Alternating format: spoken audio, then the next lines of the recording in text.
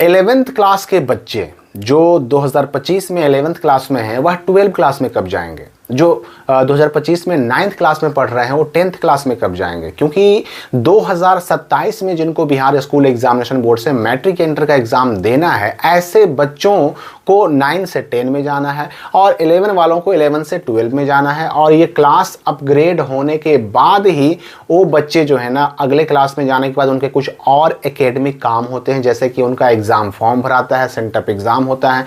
तो आखिर ये जो क्लास अपग्रेड का मामला है, ये क्लास इनका अपग्रेड कब होगा, चेंज कब होगा? देखिए, इसके पीछे सबसे बड़ा जो लॉजिक काम करता है वो होता है फाइनल एग्जाम। ये तो आप सबको पता है कि 9th और 11th वालों के कई सारे एग्जाम हो चुके हैं और कुछ दिसंबर में भी होने जा रहे हैं। 15 दिसंबर से 11th वालों का हाफ ईयरली एग्जाम होने जा रहा है और 18 दिसंबर से जो 9th वाले बच्चे हैं उनका क्वार्टरली एग्जाम, दूसरा क्वार्टरली एग्जाम होने जा रहा है। ये एग्जाम जो है ना, इसके बाद अब डायरेक्ट जो 9th और 11th के बच्चे हैं उन सभी का एग्जाम एक बार फिर से होगा मार्च के महीने में।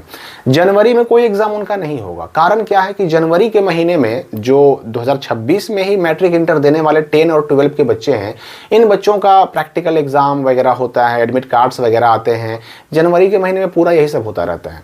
फरवरी के महीने की बात करें तो फरवरी में 2 तारीख से फिर शुरू हो जाएगा इंटर का एग्जाम और फिर जो है ना उसके बाद जैसे इंटर खत्म होगा फिर शुरू हो जाएगा मैट्रिक एग्जाम और मैट्रिक एग्जाम खत्म होते फरवरी का महीना ही खत्म हो जाता है। मतलब पूरा फरवरी 10 और 12 मैट्रिक और इंटर का एग्जाम का जो प्रोसेस है वो चलते रहता है। तो 9 और 11 क्लास के बच्चों के लिए कोई भी काम, कोई भी एकेडमिक एक्टिविटी नहीं हो पाती है।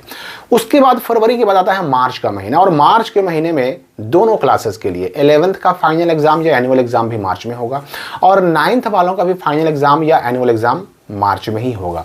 अब देखिए यहाँ पर जो एनुअल एग्जाम है ना, फाइनल एग्जाम जो मार्च में होने वाला है 9th और 11th का, उस फाइनल एग्जाम को देने के बाद ही बच्चे 11 से 12 में जाएंगे और 9 से 10 में जाएंगे। लेकिन यहाँ पर यह सवाल उठता है कि जब क्लास अपग्रेड तो तब होगा ना जब हम इस एग्जाम में पास करेंगे।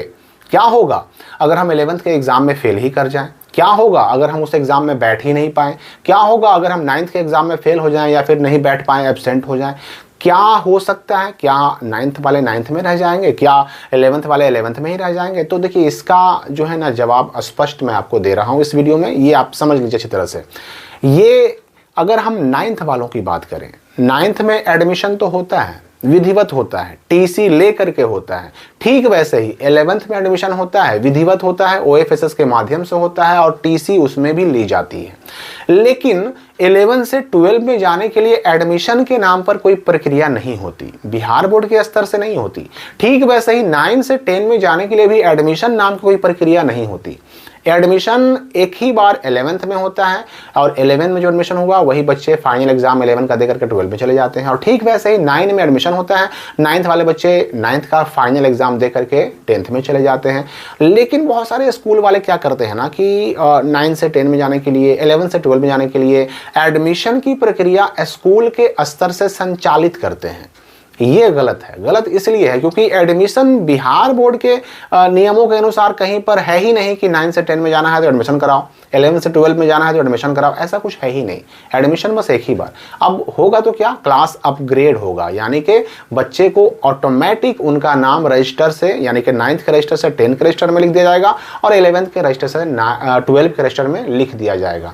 तो जैसे ही फाइनल एग्जाम मार्च में आप देंगे, आप अगर उसमें पास कर जाते हैं तो आपका नाम 9 में अगर है तो 10 में लिखा जाएगा, अगर आपका नाम 11 में है तो 12 में लिखा जाएगा। हो गया एडमिशन, हो गया आपका क्लास अपग्रेड। लेकिन क्या होगा अगर हम फेल कर जाएं?